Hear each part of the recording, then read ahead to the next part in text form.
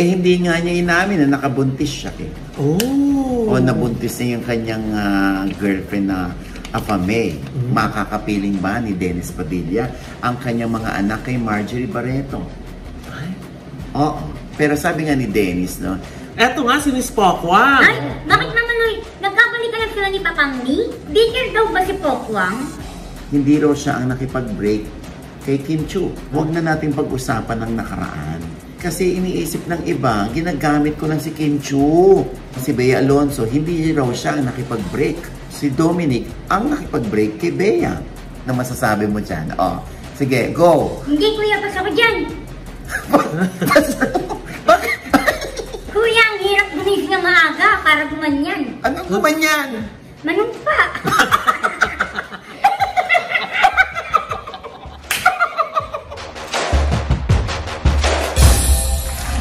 Hello mga ka-update, ito po ang inyong mga link. Ito nga si Mamaloy. Ito po si Ate Mena. At ito naman po si Papa O, si Monty Diaz. Ano pa nga ba ang ginagawa ng matangos kong ilong? Pointed ngayon ha, parang blade. At ano pa nga ba ang lagi inyong inihirit sa amin? Ay! Ichika mo na! Dali! Pero, nice. Diyos ko, Oo, ang hindi kinis-kinis. naman yan, ano ba naman? Diba? Ilong lang talaga, kaya hindi ko ma-perfect yung nose line. Ha? Pero ND Skin Beauty and Wellness yan. Yes! Tapos kami nagpunta naman doon, ha? Oh. Oo, hinahanap tayo. Oh, bakit? From London, diretso sila sa ND. Ah, talaga? Oo. Wow! Nagpa-treatment. Wow! Kaganda nyo, ha? Diba? Oo. Eh kasi naman ay nakikita na naman nilang effective, di ba? Sa atin, di ba? Oh. Ang kanto, oh. Di ba? Patangos ko kay ilong ko. Hindi mo rin pakanto yung ilong mo, Nay. Ha? Pakanto mo rin. Nalalagay dito sa kanto. Galat, ha? Hoy, anyway, nako, Diyos ko po, syempre pa, no? Happy Father's Day. Happy Father's Day! Happy Father's Day na! Yes. Syempre, sa mga magigiting na ama, Happy Father's Day sa inyo, ha? Yung mga kaaama pa lamang. Ama pa lamang. Mga bagong ama. Mga bagong ama, ayan. Lalo na syempre si Diego Luisaga. Yes, si Albi Casino, no? Tapos meron pang isa, hindi ko alam kung nanganak na kasi sabi this week daw manganganak. Nakahabol kaya? Ng Father's Day Yes. presentation. Yung actor. Eh, hindi nga niya inamin na nakabuntis siya eh. Oh! O nabuntis niya yung kanyang girlfriend na Afame. As in, Afam. Ano mapang kuya? Afampangan. Gaga siya foreigner. Oo. So, hindi pa rin niya mag-get. Ano ba yan? Kaya ka nadidimande. Ay, nako, Diyos ko. Teka lang na, hindi pa ba nakita sa kanya mga sockmed kung may post Wala eh. Pero sabi ng source natin, within the week daw manganganak na nga, kabuwanan na nga. Anytime soon. Oo. Anyway, yan naman ay iaano rin naman niya. I-announce din niya yan. So, ayoko nang banggitin na siya si... Ay! Oh! Nasa first 10 letters ba ng alphabet? Basta, kumusta mo ako sa kaibigan mo si Jerry? Ha? Anyway, Diyos ko po. And speaking of Father's Day, syempre hindi lang naman mga ama, as in mga nakilang ama ang ating binabati, kundi mga single parent. Yes. Yung mga nanay na nagsisilbing ama dahil walang ama yung kanilang anak or naging irresponsable yung kanilang ama or namayapa ang kanilang ama or may iba ng pamilya ang kanilang ama. Binabati namin kayo ng Happy Father's Day din po sa mga single moms na talaga namang hindi ang sarili ang iniisip kundi ang kapakanan, ang kinabukasan ng kanilang anak. Oo, katulad ni Mirena. Ha? May tatay yung anak na, di ba? Oo, kuya, meron. Ganun ba? Nagre-react lang kita. Pinamaan si Brenna. Hi, Junel! Happy Father's Day, Junel! Hindi ko pa banggitin si Junel. Hindi pa maalala ba? babatiin. Siyempre, Happy Father's Day, Daddy! Oh. Lola Baroque, I love you! Siyempre, Father's Day na rin naman ang pinag-uusapan natin. Lagi na lang inaasahan or nag-aabang ang sambayan ng Pilipino kung makakapiling ba ni Dennis Padilla ang kanyang mga anak kay Marjorie Barreto. Oo. Pero sabi nga ni Dennis, alam mo pare, kahit hindi na physical, naku, Diyos ko, syempre magpapasalamat daw siya kung yung physical magkakita-kita silang mag-aama, Alam mo, Loy, ang lubos na ikaliligay niya, kahit lamang daw mag-text ang kanyang mga anak, masaya na siya. Ayan, feeling ko naman, Nay, mukhang malapit na. Oo, Diyos ko. Darating yung araw na yan. Importante, di ba? Yung mga bata are not saying anything bad about their dad at tahimik lamang. Alam mo, yung pananahimik na yan, baka mali mo, sorpresa yan, na ikatutuwa ng balana. Gusto mo yung balana? Balana? People. Okay. Ang lalalim Nung isang episode, ano yun? Yung di mahapayang gata. Di mahapayang gata. Ngayon naman, balana. Di ba? At saka nakakatuwa si Sir Dennis kasi di ba, yun nga, very hopeful pa rin siya. Hindi siya nawala ng pag-asa. Gaya ng naichika niya sa Yunay, di ba? Nung napanood niya yung episode natin tungkol dun sa baka ikakasal na si Julia Barreto at saka si Gerald Anderson, di ba? Nabanggit niya sa'yo. Oo, nabanggit niya sa akin na sabi ko, sana ma-invite ka rin. Sana ikaw yung maghatid. Inaasahan daw niya yan na sana daw ay siya ang maghatid. Kung hindi man, sana man daw ay maimbitahan siya bilang bisita. Di kuya, lalo nang nanega yung mga Barreto kung Bakit? bisita lang siya doon. Siyempre kuya, siya yung tatay tapos hindi siya yung maghahatid. May point naman. Pero huwag muna natin pangunahan. Baka mali mo, surprise lang itong si Gerald at si Julia, hindi pa. Oo. Saka wag din natin pangunahan kasi wala pang ang proposal. Wala pang proposal. Oo. Masyado na tayo invested dun sa paghahatid.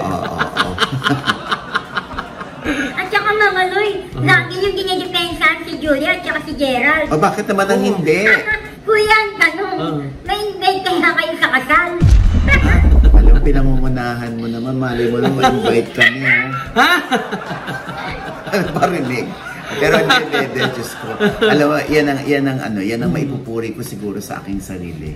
Na ibigay natin ang kaligayahan ng mga may selebrasyon. Kung sino yung gusto nilang maimbitahan at makita. Yes. Ganun naman lagi, di ba? Lalo na sa kasal, lalo na limited edition lang yung mga bisita, hindi ba? Yes. Ay! Limited edition din na! Alin? Yan ang limited edition. Hindi ko alam na sinasabi niyo po, Tito Loy. Limited edition, fireworks agad. Wala pa nga yung kasal, fireworks na agad Hindi, pinatunog ko lang yung upuan. Teka muna na, napunta na tayo sa kasal. Sa utot tayo na po. Bago tayo napunta sa inyo, Tot. Pinag-usapan natin yung mga nanay na nagpapakatatay para sa kanilang mga anak, yung mga single moms. Eto nga, si Miss Pokwa. Ay, bakit Mama Loy? Nagkabalikan lang sila ni Papangni? Pinangunahan na naman ng Moreno. Sandali, patapusin mo! Excited ako. Hindi ka naman galit kay Brenna. Galit ako! Patapusin mo! Anong balita dyan? Ayun nga, kasi nagkamalikan nga sila? Hindi, Nay! Wala na sa aboard. Aboard na. Nasa America na. Ano nga yan? Eto na nga, Nay. Itong si Mamang Poki nag-post. Nang hugot-hubat? Gag! Nangunguna ka! Alam mo, Mena, alam mo, naku. Eto si Brenna. Ayan. Sa gitna. Kakaloka ka, Mena. Makinig. Oo. So, bakit naman siya nag-post ng hubot-hubat? Hindi! Ay, ano ba yan? Ay, ba't ako nadadamot sa'yo? Hindi nga hubot-hubat. Naluloka ko, oo nga. So, ano nangyari? Nag-post. Hindi nag-post. Nag-post, oo. Sa kanyang IG, nung video, na bumababa si Malia sa hagdan, tapos may nabot sa kanya na Father's Day greeting card. Tapos, ito yung caption ni Mamang. Mansa. Wow! Early Father's Day greeting card from my sweetheart Malia. Oh. Hindi ko na siya tinanong bakit niya ako ginawa ng card. Alam na ng bata, matalino yan. Tapos pustahan tayo. Yung isa, sa lumang account ng anak niya, magpo-post doon ng hashtag Happy Father's Day, Dada. Buwak, buwak, buwak, buwak, buwak, buwak, buwak. Ika nga ni Meme Vice. Sa SOCMED lang nagpapakatatay. Pustahan in 10, 9, 8, 7, 6, 5, 4, 3, 2, 1. Abangan nyo. Tama ako. Ayun. So manghuhula si Mamang. Hindi yung nahulaan yun. Kasi nga kilala niya si Papa na posibleng gawin niya yun. Na batiin ni Papang doon sa old account ni Malia na si Malia yung username pero si Papang ang gumagamit. Ganon. Pero nakakatawa din na yung mga batang ina-acknowledge yung mga moms nila na nagiging daddy din for them in the absence of their fathers. Correct. Saludo po sa inyo, mga momshies, na ganyan ang naging role sa buhay ng kanilang mga anak. Pero kuya, anong masasabi niyo sa mga comment ng mga basher? Bakit? Ano mga comment nila? Na kami daw parinig nitong si Mamang Poki kay Papang Ni. Bitter daw ba si Pokwang? Alam mo, madalas ko makikita yan. Hindi nila magigets si Mamang. Kasi feeling ko, hindi sinasabi ni Mamang ang kabuuang kwento.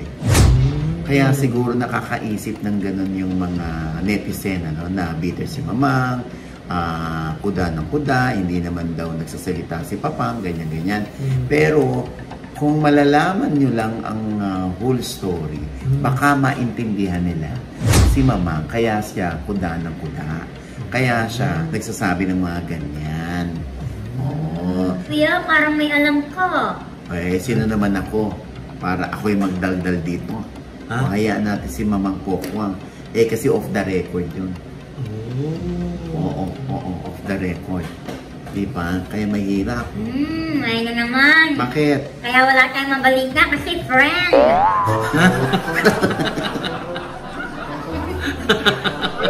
Alam mo, hindi lang pang sulat ang ballpen. Ano pa? Uy, hindi. Para ano rin siya? Tulis ang dulo nito. Sasampalin ko si Brente. Basta ganon, hintayin natin, malay mo naman isang araw, maichika yan ni Mamang. At ma-justify din ni Mamang kung bakit siya ganon ang attitude niya kay Papang.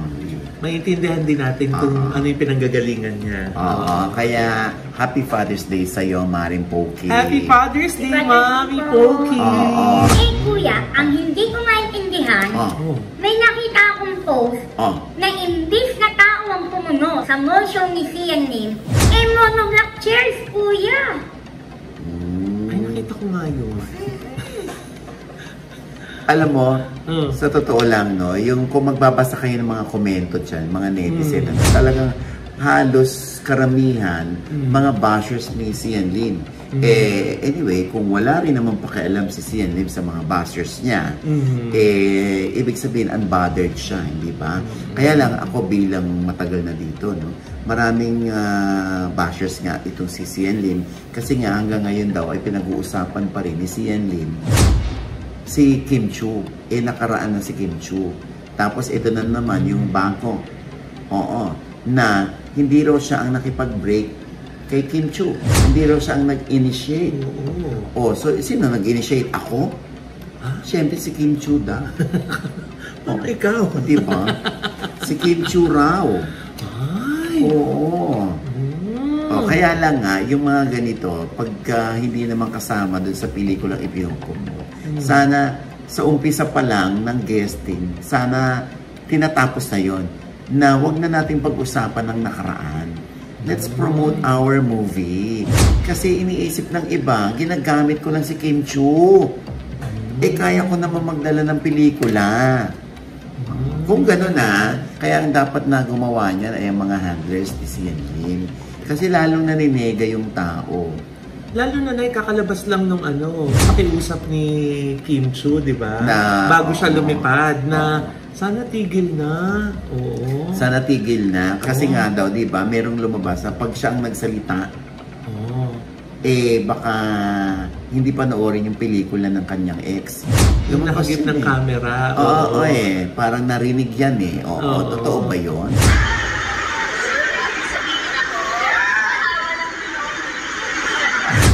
Di ba? How true? Katulad nito, Noy. Oo, si Sian Lim. Paglilinaw niya, si Kim Chiong nakipag-break sa kanya. Oo. Ito naman si Bea Alonzo. Hindi raw siya nakipag-break kay Dominic. Si Dominic ang nakipag-break kay Bea. Pero ayaw niya ng pag-usapan. Parang inirespeto niya kung ano yung nakaraan sa kanila ni Dominic. At the same time, maayos naman ang kanilang paghihiwalay at okay naman daw sila. Tanguan lang ng tanguan, ha? Loy, ano masasabi mo? Ayan, nagtataas ng kamay si Mrena. Ikaw, yes, Mrena, ano masasabi mo dyan? Sige, go! Hindi, kuya, basta ko dyan. Kuya, ang hirap gumising ng maaga para gumanyan. Ano gumanyan? Manumpa.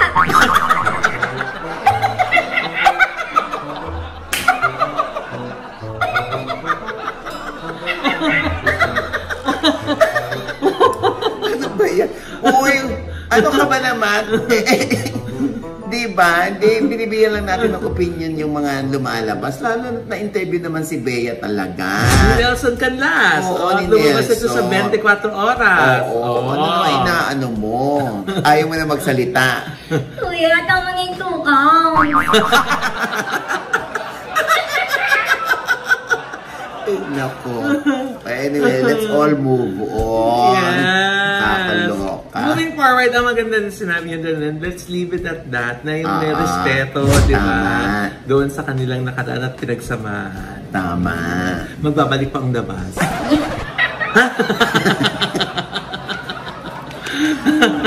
Yes. Hirap. Let's all move on. Parang si, ano yan si Andrea Brillantes. Binati siya ng kanyang mga kaibigan, si Bea Bores at si Danica Ontenco. Uy, kasi alaga mo yun. Si Danica. Kasi 1 year niya siyang walang boyfriend. Ang bilis ng panahon, ano? Diba? Parang kailan lang. 1 year, walang boyfriend, nakakalok. At sineselebrate ang pagiging single. Yes! Tama yun. Ang sweet nga ni Danica at saka Bea na yung nagbigay ng cake, diba? Diba? Kaya naman, Diyos ko, 1 year, walang jowa, sineselebrate.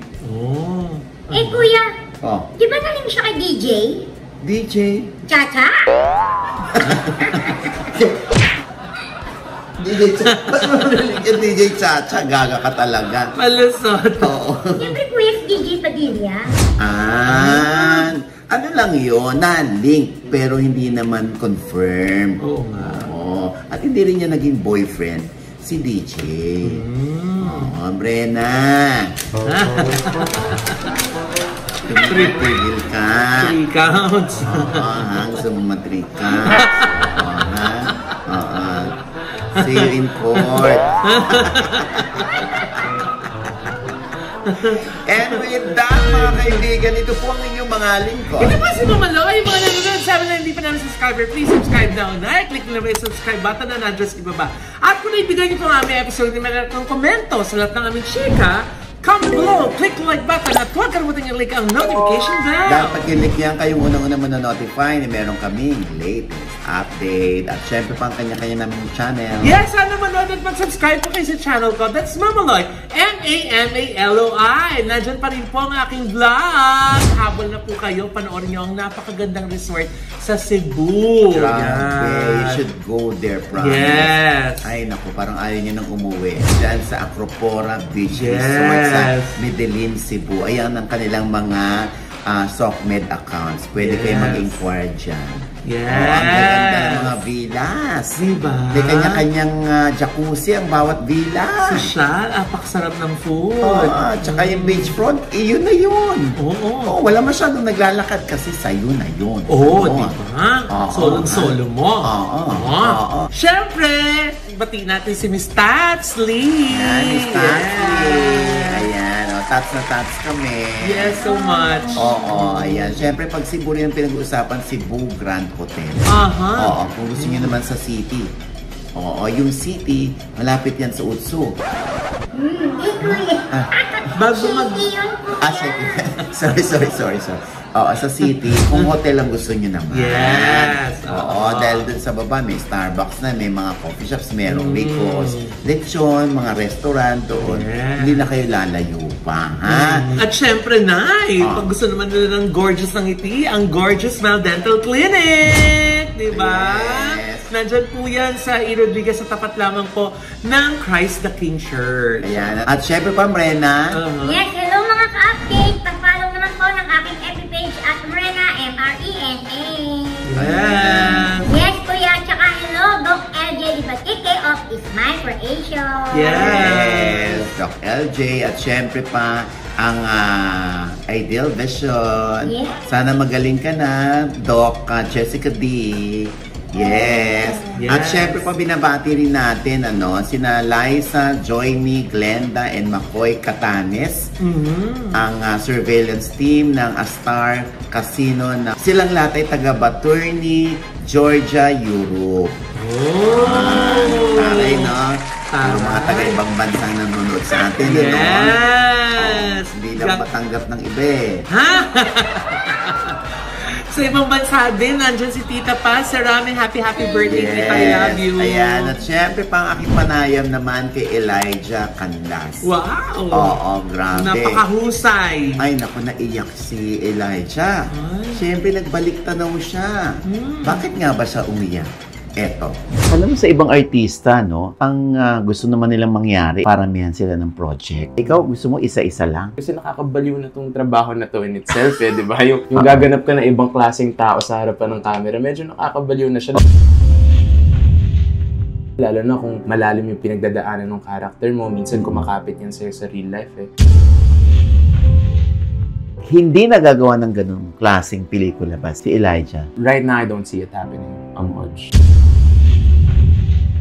Minsan sabihin, okay ka ba? Sabihin ko, okay ako. Pero alam ko rin minsan na hindi ako okay, lalo na pag mag-isa na lang ako.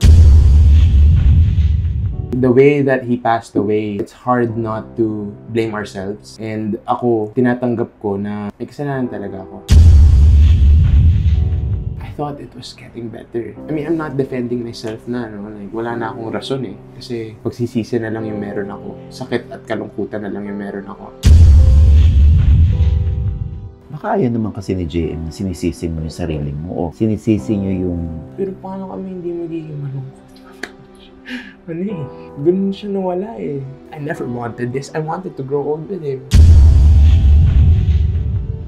Ayan! Ang kabuuan niyan ay sa OGDS Inspires na nasa I1TFC na rin po, ha? At syempre pa, ang OGDS Showbiz Update ay meron pong fan page. Meron din po kami sa Spotify at sa Apple Podcast. At syempre pa, ang OGDS TV naman sa fan page po. Ang aking Chismis Newscast, Ayan. At syempre pa, maraming salamat sa Las Piñas Lechon. Gusto naman. Las Piñas, maraming salamat yung mga gustong umorder ng Las Piñas Lechon na talagang Lechon Cebu ang peg. Ayan po. Napakasarap yan sa Las Piñas Lechon. Ayan po ang kanilang mga contact numbers, lalo na Father's Day. Dapat may lechon sa hapagkainan. Yes! Diba? Habol na! At syempre pa, ito pa rin po ang inyong lingkod, Papa Owa, si OGDS, na lagi nagsasabi. At nagpapaalala sa inyo na sa tuwing gigising po tayo tuwing umaga, huwag na huwag po tayong kakalimot, na magpasalamat sa Panginoon dahil tayo kanyang ginising. Ibig sabihin, may mission pa rin po tayo sa buhay. Sabay sabing, every gising is a blessing! At ano pa nga ba ang lagi nyo hinihilit sa amin? Ichika mo na! Dali! baladera tong si DJ Chacha talaga. Ha? Si Pato naman daw ako. Naku, gigising ka na naman alas 6. Ayoko na, kuya. Basta magkikita-kita tayo. Ay! Ano ba naman? Pwede bang dito na lang sa shoot ang kita-kita? Pwede ngang ayusin eh. Ay! Ayaw na, ne. Ay!